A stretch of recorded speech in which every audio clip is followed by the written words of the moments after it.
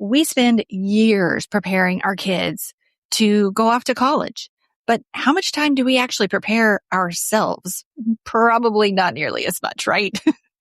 If you are getting ready to send your child to college, this episode is for you. I am sharing exactly what these first few weeks have really felt like, along with some really practical conversation tips and move-in tips that I wish someone had told me beforehand.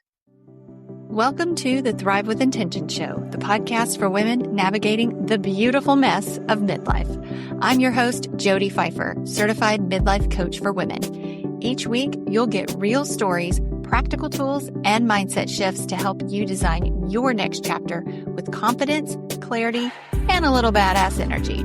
Hit subscribe and let's do this. Hey friend, welcome to the show. So it has been a minute since I have been here. I took like 2 months off this summer because we had a lot of traveling. We were getting my kid ready to go off to college and all the busy things. And so I've got a lot of things to catch you guys up on. However, I am not going to go into all that today because today, I think it is much more important and timely to talk about college preparation, move-in day, and what it might feel like for you if you are becoming an empty nester right around the corner. So this is super fresh for me. Okay. It's raw. I am only a few weeks in to being an empty nester. My son actually started college early. So there's this early program that he did. So he has already moved in. He moved in on July 12th. And he's already in classes and doing all the things. So I have a little bit of a head start on my mom friends who are just starting to get ready for all of that. Most kids are moving in a couple of weeks. And I will say that, of course, every family is different, right? Every family dynamic is different. So this is just kind of my experience and my story, but I'm sure that you're going to see some of yourself in this, or some of your husband in this story, or some of your kid in this story. And my goal is just to help you feel a little bit more prepared, not only emotionally, but also just like practically prepared, because good Lord, the checklists that go into this it's overwhelming, right? There's so much to do. So I'm going to start off actually by talking about the emotional stuff. And then I'm going to walk through some of just kind of the practical conversations you need to have before your kid goes off. And also I'm going to tell you some of the, like, my top tips for moving in. And I decided really last minute, I was not planning to do this, but I decided to create a little checklist for you guys. So I'm going to have a college move-in cheat sheet for you. I don't know what I'm calling it yet, but I will have it in the show notes. I'm going to create it as soon as I'm done recording, and you can grab it for free. I'm going to give you some tips, and I'm going to give you some specifics about conversations, and I'm going to give you specifics about what did we actually buy for move-in day that I felt like was really important, and what did we not buy that we found that we needed. And I will tell you right up front, I'm a boy mom. So if you are one of the over the top dorm room decorating Pinterest moms, more power to you. You do you. That is not me. And that is not my kid. So I'm going to give you the basics. You are welcome and free to go above and beyond if the mood strikes you, but that's not what we did. We kept it pretty basic, and he had a lovely room by the time it was all over. And I really think it's all he needs. So let's just talk for a minute about the emotions and kind of some of the feelings and thoughts that have come up. I'm like 3.5 weeks into this process.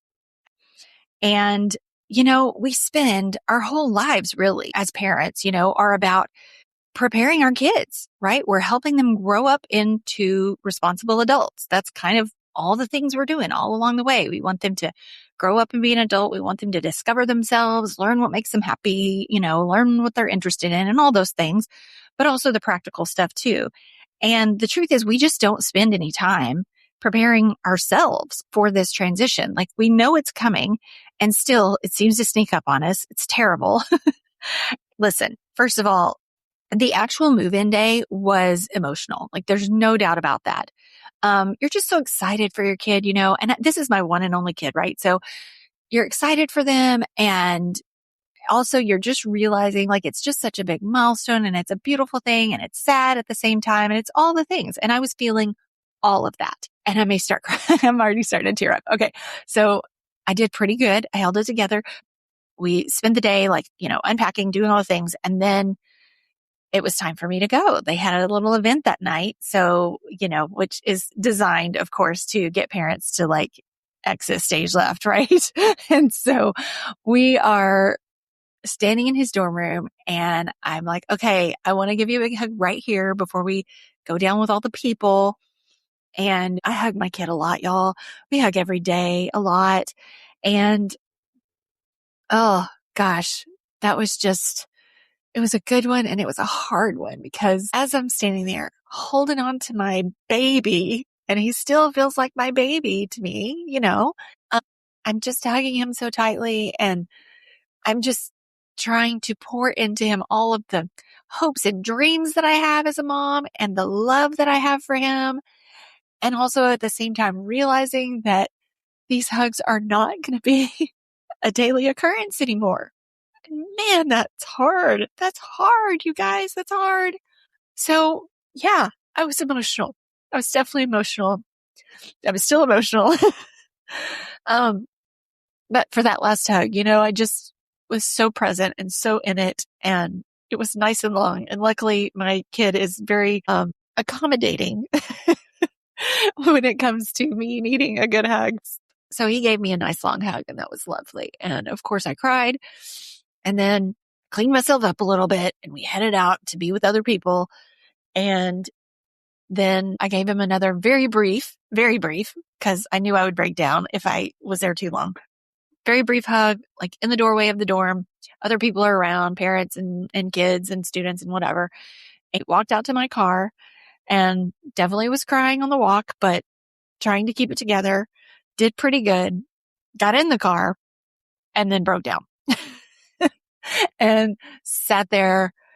Yeah, pretty hardcore sobbing, I'd say, for about 10 minutes or 15 minutes maybe. And that may be you and that may not be you. And whatever your reaction is, I think it's just important to understand that it is okay, right? It is all okay. It's okay if you break down. It's okay if you don't. It's okay if your kid breaks down. It's okay if they don't. Like, there are no rules here, but you are absolutely allowed and encouraged to feel whatever you feel. And, I work from home. My kid had been home a lot and we have spent just a lot of time together over the last couple of years. And so I knew it was going to be a big adjustment for me. And, like many of you, I like my kid. I actually really like him. I think he's interesting and I enjoy talking to him and I enjoy mothering him and I enjoy, knowing what's going on every day and giving him a big hug multiple times a day and just loving on him, and just knowing that I wasn't going to be able to do that every day was really hard. It was really hard. That was kind of day one.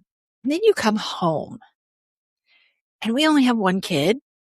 It's not like he was particularly noisy or anything. And still the house felt so quiet.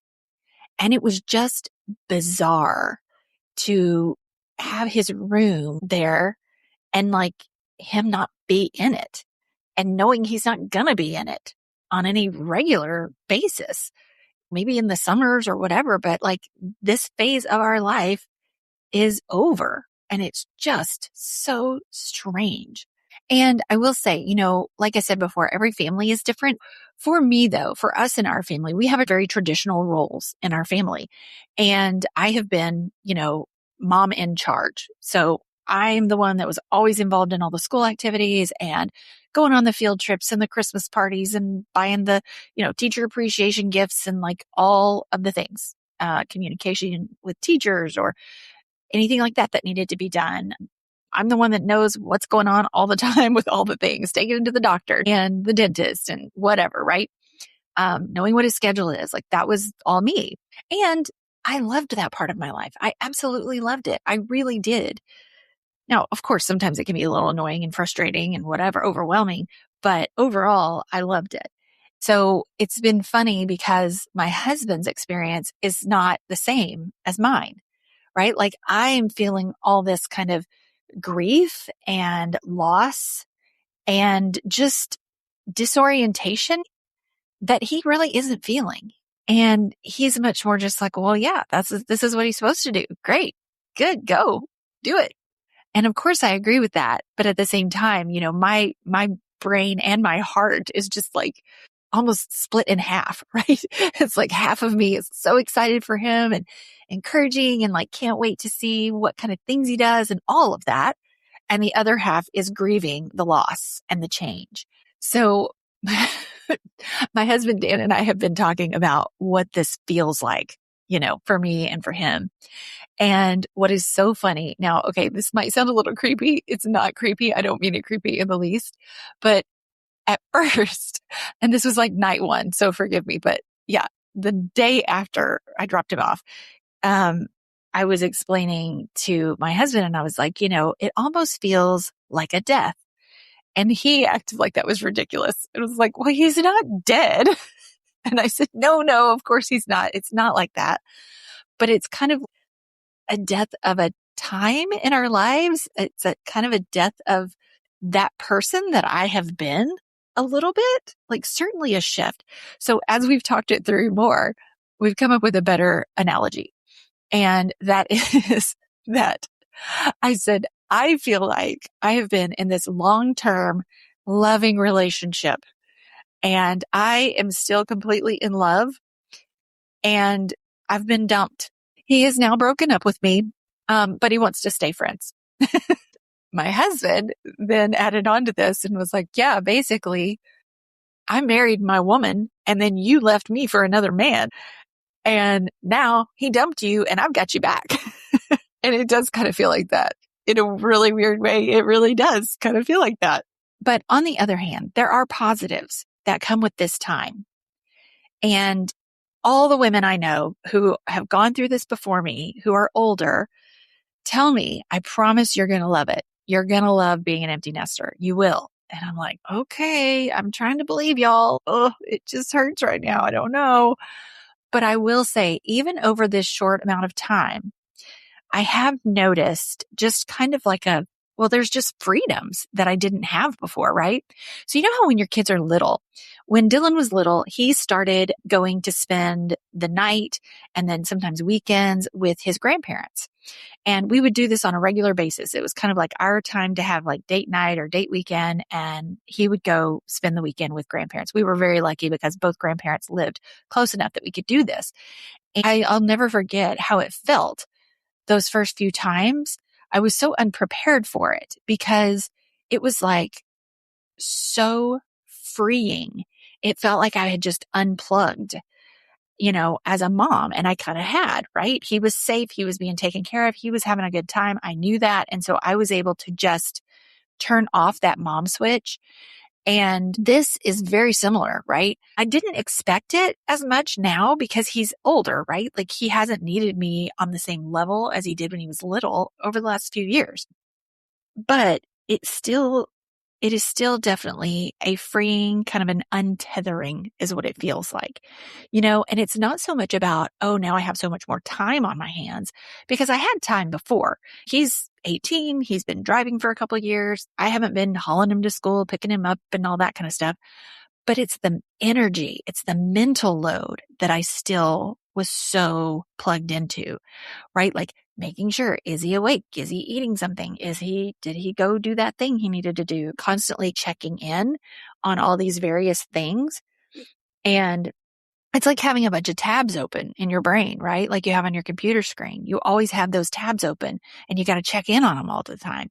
And now it really is like a lot of those tabs have closed. I just have more emotional and mental bandwidth that I wasn't really realizing I would feel. So that has been really interesting and a positive.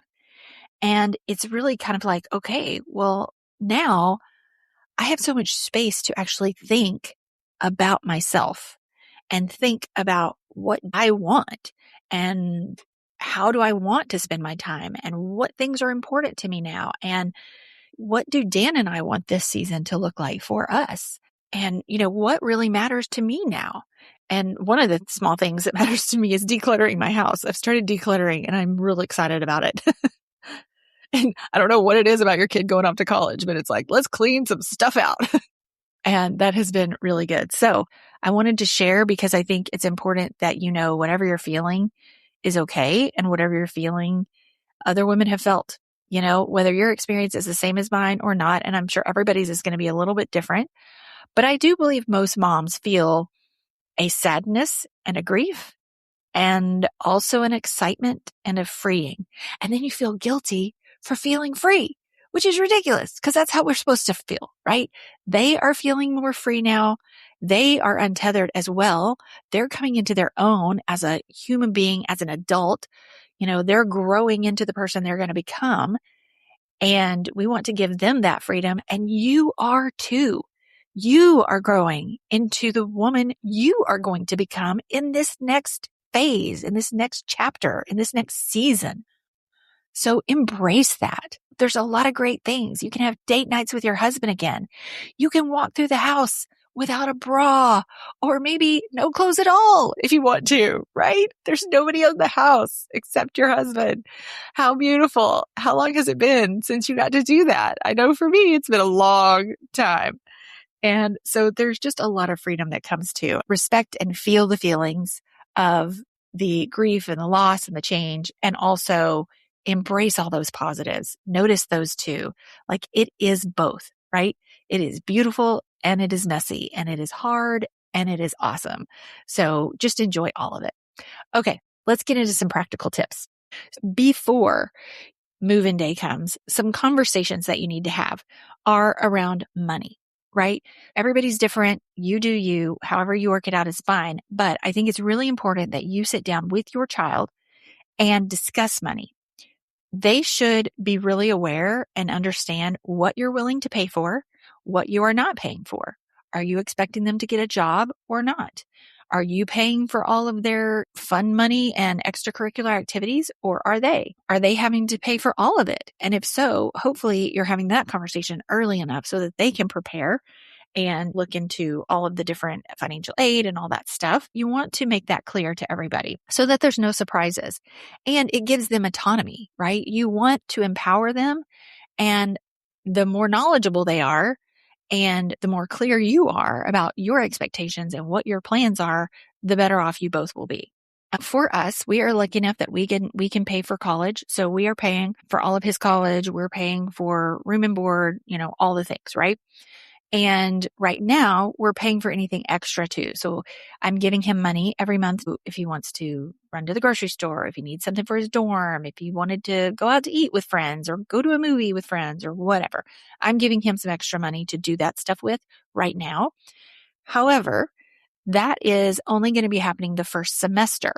So second semester, we are still paying tuition, books, fees, room, board, meal plan. But anything above that is going to be on his own, and he will be expected to get a job in the second semester. Now, the reason, well, there's a couple of reasons, but one big reason is that statistically, kids who have a job while in college actually do better. And I think it's just important that he has his own money and learns how to start to manage that as well.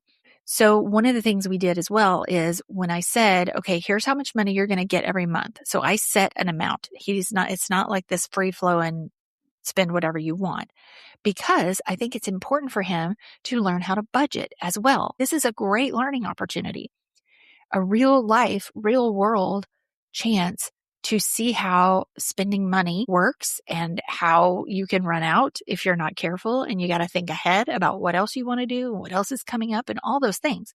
So I have given him a specific budget, and I'm putting that into his account every month. And when that money's gone, now he's relying on his own money, which he has worked and he's saved up some. So he's got savings that he can dip into if he needs more. But it was really important to me to have that be part of the lesson that he's getting. We also talked about grades and expectations on that front. We made it clear that we are paying for college, and in return, you must try and do your best. I'm not expecting straight A's, but if he starts to fail, then we will cut off our financial support for college, because this is like your job right now. That's how I look at it, right? Your job is to go to class. Your job is to study. Your job is to make decent grades. There are so many resources at schools now. So there's really just no excuse, right? And this is, by the way, coming from someone who basically did fail out the first time around. So I get it. I understand how it can happen. No doubt about it. My college experience was kind of two parts. The first round was having a whole lot of fun and not going to class very much. And the second round was I was married. I went back to school and it was all about school and I was very focused. And I had a great time in both. And I think both were important from the way that my path needed to unfold. I also think it's important for him to understand up front, like, hey, we are paying for this as if it's your job. So you take your job seriously, you do your job well, you get paid. If you don't, you don't. That's how this works.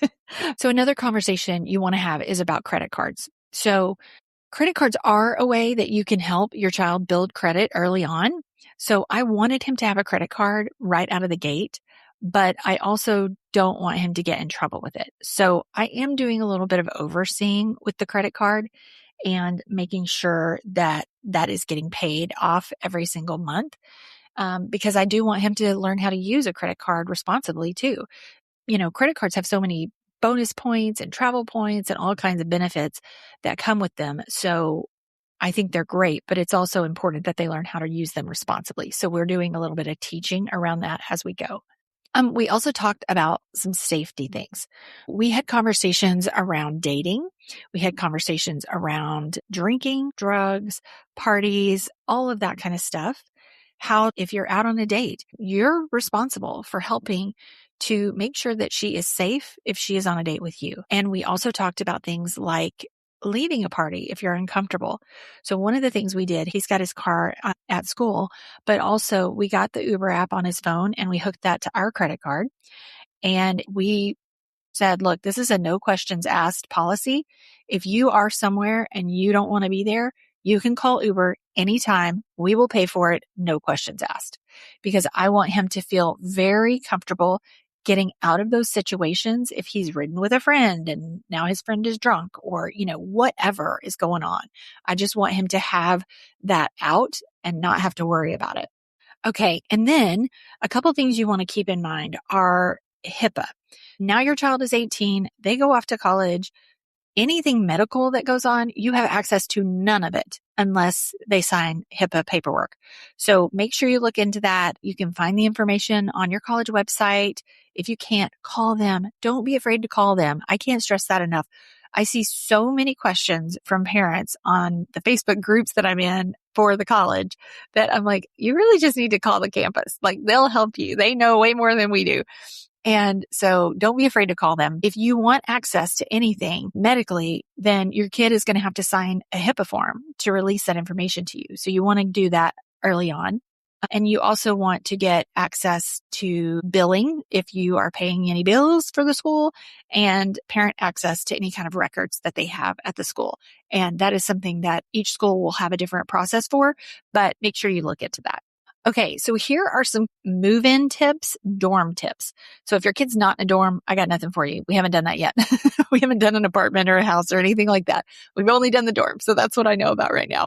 But first of all, read the dorm rules really carefully. And if you are unsure, ask somebody like at the school. Again, call them, email somebody, ask all the questions that you have. They are so used to this. And at least I know our son's university has been so kind. Like, they are so helpful. So don't be afraid to just call and bug them and ask them questions. Usually you're going to be able to hook up with your roommates in advance and get their contact information. So coordinate with them. You don't want to go buy a fridge and a microwave and a TV and a this and a that, and then show up and they've bought the exact same stuff. So big stuff, you want to coordinate. Anything shared like that. Also, I would say don't overbuy school supplies. This is not like it was back in our day where everything was on paper and you needed, spiral notebooks and folders and whatever, right? I sent my kid with a backpack, some pens, some pencils, some highlighters, and a basic calculator. That was it. That's all I sent him with. Oh, and a laptop, of course, a laptop. That's important. But that was it, because different classes require different things anyway. They're going to tell them on day one what they need, and your kid can go buy that stuff. Like, they're an adult now, y'all. Let them go. Let them do it. Let them start to experiment and experience all that stuff. I would say to assemble furniture beforehand if you can, because you just don't have a lot of time on move-in day. Like, you think you're going to have the whole day. You think you're going to have plenty of time, and that time runs out so fast. And I've heard that from many moms. So if you have furniture that you're going to be putting together, I would do that in advance. And if it's smaller in the packaging than it is when you take it out, I would leave it in the packaging. So perfect example is a mattress pad. Okay. Most people get a mattress pad, highly recommend it. The mattresses they have in dorms are not very comfortable. So we got like this 2-inch mattress pad. It was great, but we left it in the box until move-in day, and it was the first thing we opened. I made sure that that was the first thing, because it needs to kind of air out and puff up, and that takes a little bit of time. So I would just leave stuff like that in the box or whatever original packaging until you get there. Bring some basics cleaning supplies. Nothing crazy. You don't need anything crazy. Okay. But like Clorox wipes, something you can wipe everything down with. And I would also have some just basic tools as well. You know, you're probably going to need a box cutter or some scissors. You're probably going to need a screwdriver or a hammer or something like that. And that is a big tip too. It really depends on the college and even the individual dorm as to what they allow when it comes to hanging things on the wall. So we broke all the rules. We didn't mean to. They had told us ahead of time that you could not use nails of any kind. So I went and bought command strips for everything. Like, they have these really heavy command strips for hanging a mirror on the wall and any pictures or whatever. And that's what I bought. We used them, put them all over the place. And that night he texted me and was like, oh, they're telling us now we can't have command strips, that we're supposed to use finishing nails instead. And I was like, oh my goodness. Well, that would have been a good thing to know, yesterday, not today. Like, what are we supposed to do about it now? We already did it. So don't tell. We totally broke the rules. I'm sure there's some fee if we damage the walls or whatever, we'll pay it. No big deal. But yeah, check on that beforehand. And then another thing that is highly recommended by most people is to get like a surge protector. For his dorm, he was not allowed to have an extension cord, which I don't really understand, but we got one of those like outlet things that you plug into the regular outlet, but then it has a bunch of different outlets, including USB, and it's a surge protector as well. Yeah. And I'm going to put that on my Amazon list for you, which is going to be part of the checklist thing I'm going to create for you. So that'll be in the show notes. In fact, I'm going to put everything that we bought on there. So another thing we found that we needed was a doorstop. The doors close automatically, which is nice, except that the way my son's dorm is, he has a private bedroom, and then the 3 guys have a shared space with like the bathroom and a little kind of dining area and a little mini living room. And so it was a pain in the rear that the door kept closing. Like, we kept having to prop it open with different things, and it's pretty heavy duty. So you had to have something really heavy to prop it open. We ended up going to Walmart and buying a doorstop. So I would have a doorstop. Be aware, over door hangers do not always work in dorms because they have these funky doors that the closing mechanism, I don't even know what you call it, but anyway, it's on the top of the door. So you can't hang things necessarily on some of the doors. We were able to use, we had bought ahead of time an over the door like hook thing, with a bunch of hooks on it. And we were able to hang that, but we had to scoot it like all the way over to one side. So just kind of be aware of that. Also, there's not a ton of storage. We took some storage containers, but we also took a little standing drawer thing. It was super lightweight, and I'll have that on my Amazon list for y'all too. The other thing we got that I think is pretty important is like a desktop shelf organizer thing. So there's not a lot of surface area in a dorm. There's nowhere to sit anything except for the desk. And so this thing's got like shelves on it and stuff. So he's got several levels of shelves that he can put things on. And then another mom had recommended to me these bags. They're giant and they're like tarp material, and they zip up, and man, you can fit so much stuff into those things, but they're also not so big that they get so heavy you can't carry them.